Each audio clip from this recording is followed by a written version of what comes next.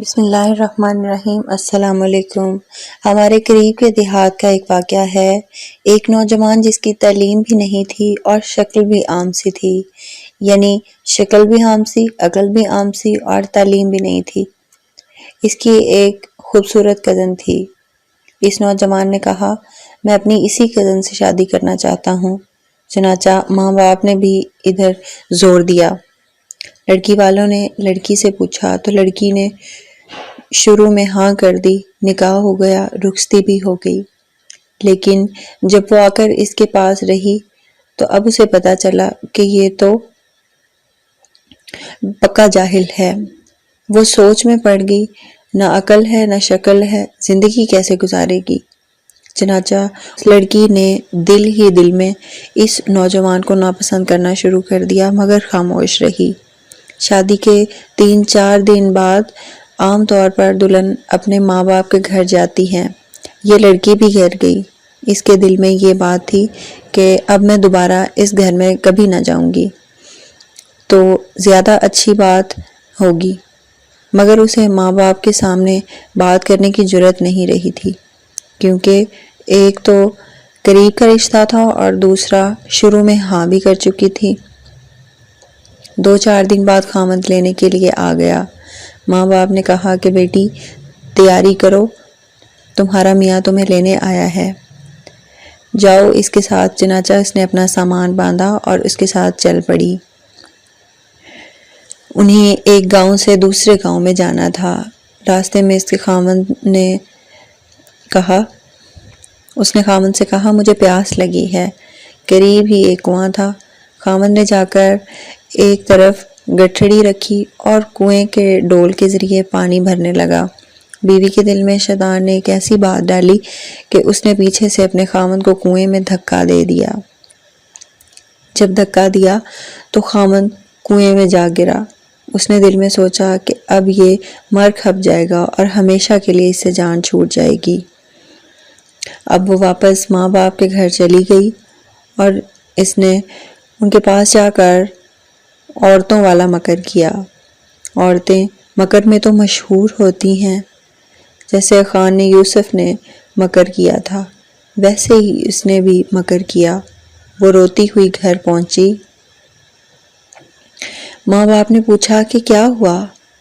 خامند مجھے بٹھا کر کہیں چلا گیا، میں اتنی دیر تک اس کا انتظار کرتی رہی۔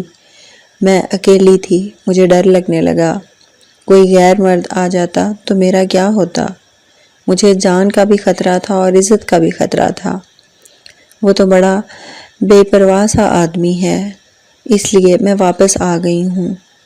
یہ سن کر ماں باپ کو بھی بڑا غصہ آیا کہ اس نے ہماری بیٹی کو اس طرح لاوارث چھوڑ دیا اور خود کہیں چلا گیا۔ یہ ایسا بے وقوف انسان ہے۔ اب ادھر کی بات سنیں۔ جب خامند پانی میں گرا تو جان بچانے کے لیے اس نے ہاتھ پاؤں مارے تو اس کا ہاتھ اس رسے پہ پڑ گیا جس کے ساتھ ڈول باندھے ہوئے تھا۔ اس نے اس رسی کو مضبوطی سے پکڑ لیا اور ڈوبنے سے بچ گیا۔ کافی دیر کے بعد اس نے ہمت کی اور آہستہ آہستہ رسی پر چڑھتے چڑھتے باہر نکل آیا۔ باہر نکل کر اس نے سوچا کہ میں کیا کروں؟ اس نے دل ہی دل میں کہا کہ مجھے توقع نہیں تھی کہ میری بیوی میرے ساتھ ایسا معاملہ کرے گی۔ کوئی بات نہیں، میں دوبارہ چلا جاتا ہوں۔ چنانچہ اب وہ دوبارہ سسرال کے گھر آیا۔ اتنے میں کپڑے بھی خشک ہو گئے تھے۔ جیسے ہی وہ سسرال گھر پہنچا تو لڑکی کے والدین نے اس کو بہت جلی کٹی سنائی، کہنے لگے، تو کیسا بے عقل انسان ہے کہ تو ہماری بیٹی کو اکیلے چھوڑ کر چلا گیا، تو بڑا بے پرواہ ہے، تجھے تو اس کا ذرا خیال نہیں ہے۔ انہوں نے جو کچھ کہا اس نے خاموشی سے سنا اور آخر میں صرف اتنا کہا کہ ہاں مجھ سے غلطی ہو گئی، بہرحال آپ اپنی بیٹی کو بھیج دیں، ہمیں گھر جانے میں دیر ہو رہی ہے۔ جب انہوں نے دیکھا کہ یہ بہت شرمندگی کا اظہار کر رہا ہے تو انہوں نے پھر بیٹی سے کہا، کوئی بات نہیں، اب تم چلی جاؤ۔ اب بیٹی تو چل پڑی۔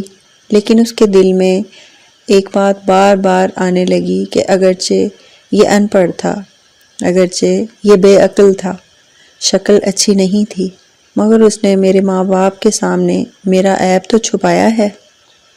اس کا دل بڑا ہے نا، اگر یہ میرے ماں باپ کے سامنے میری حرکت کھول دیتا تو میں تو ماں باپ کو چہرہ دکھانے کے قابل تک نہ رہتی۔